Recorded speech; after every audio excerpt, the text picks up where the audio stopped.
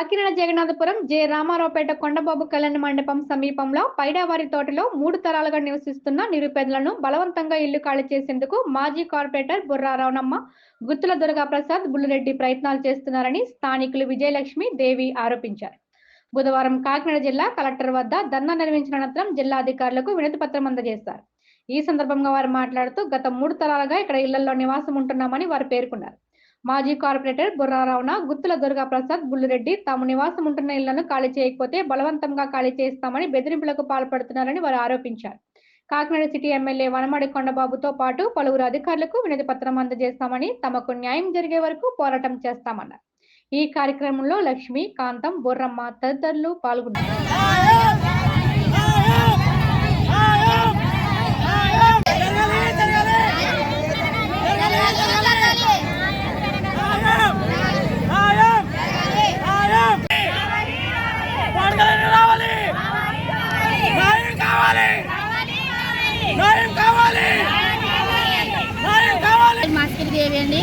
మరి మేము ఉండి ఇల్లు అయితే మా కుటుంబాలన్నీ కలిసి 65 కుటుంబాలు ఉన్నాయండి. మేము 75 సంవత్సరాలుగా అక్కడ మా అత్తగారు, మా మామయ్య గారు, మా మామయ్య గారు బాబు వీళ్ళందరూ ఉన్నారండి. నేను వాళ్ళ కోడల్ని. మరి మేము 10 మంది నెంబర్స్ ఉంటున్నాం. మా మధ్య గారు మేము అందరూ ఉన్నామని 10 మంది నెంబర్స్ మా ఇంట్లో. అలాగే ఒక్కొక్కరి ఇంట్లో కూడా 15 మంది నెంబర్స్ ఉంటున్నారు.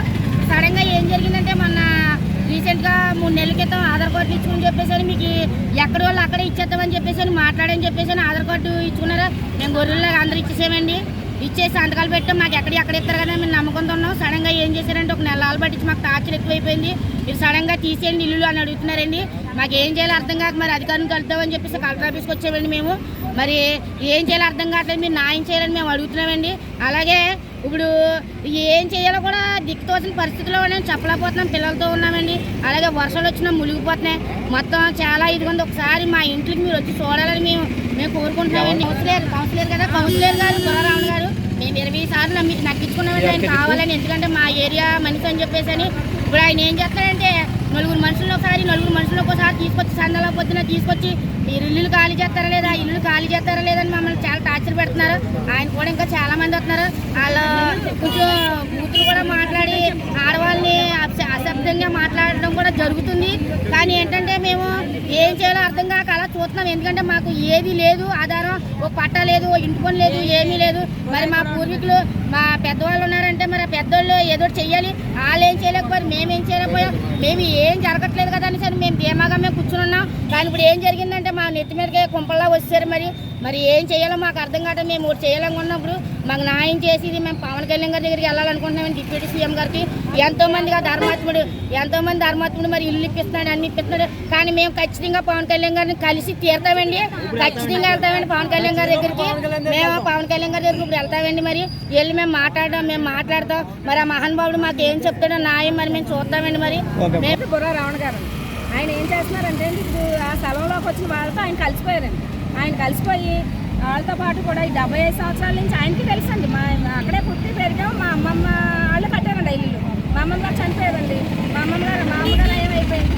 నెక్స్ట్ మేము 3వ తరం. ఇప్పుడు ఏంటంటే మా పిల్లలకి మేము పెళ్లి స్టేజ్ వచ్చిందండి. 4వ తరం వచ్చేసరికి ఆయనకు అన్నీ తెలుస్తుంది. ఆయన న్యాయం చేయకపోగా వాళ్ళలో కలిసిపోయింది. మీరు వెళ్ళిపోండి అమ్మా, ఖాళీ చేసి వెళ్ళిపోండి. మీరు వెళ్ళిపోతే మీకు ఏదో చూపిస్తారు, దాకా చూపిస్తారు అంటారు. అక్కడ కొంచెం సైడ్ చూపించారండి. అది ఏమంటే ఏదైనా పోగొట్టుకుంటారు స్థలం ఏది కాదంటారు. ఆ సైట్లోకి వెళ్ళిపోయి మీరు అక్కడ ఏదో చేస్తాం మీకు అన్ని అన్నారండి. ముందు ఏం చెప్పారంటే దాంట్లో అన్నీ ఏం చేస్తామో మీకు అన్ని వసతులు కల్పిస్తాం అన్నారండి. ఇప్పుడు చూస్తే దాంట్లో ఏ వసతులు లేవండి. తర్వాత ఏంటంటే ఫస్ట్ మీకు ఎంతమందికి ఉంది అంతమందికి ఇచ్చేస్తామని ముందు అన్నారు. అని ఇప్పుడేమంటున్నారంటే 43 మందికి కోర్టు లిస్టులో ఉన్న పేర్లు పట్టుకేస్తాం కానీ మిగతా ఎవరికి ఇవ్వము, మిగతా వాళ్ళు మేమేం చేయలేమని ఖచ్చితంగా వచ్చి చెప్తున్నారండి. మొన్న రీసెంట్గా 8వ తారీఖుని ఆ పెద్దరెడ్డి గారు, బుల్లిరెడ్డి గారు, ఆయన ప్రసాద్ అన్న, ఆయన ఈ కార్పొరేటర్, ఇంకో దుర్గా ప్రసాద్ అని ఇంకొక అబ్బాయి, ఇంకొక 6 ఎంతమంది వచ్చారండి. వచ్చి ఏం చెప్తున్నారంటే వచ్చి అక్కడికి మీరు 8వ తారీఖుని అయిపోయింది కదండి, 15, 16, 17 మీకు రిజిస్ట్రేషన్ చేసేద్దాం, 80,000 తెచ్చుకుని రిజిస్ట్రేషన్ చేసేద్దాం, మీరు ఇల్లు ఖాళీ చేసి అప్ చెప్పేయండి మాకు అని అడుగుతున్నారు. అదేంటి రిజిస్ట్రేషన్ ఈరోజు అయిపోతే ఆ మర్నాడే మీరు ఇల్లు ఖాళీ చేసి వెళ్ళిపోవాలని సార్. నా సైట్ వెళ్ళి చూసామండి. ఆ రోజు కొంచెం స్థలం ఉందండి. ఆ కొంచెం స్థలంలో ఎవరు నిర్మించేస్తారండి?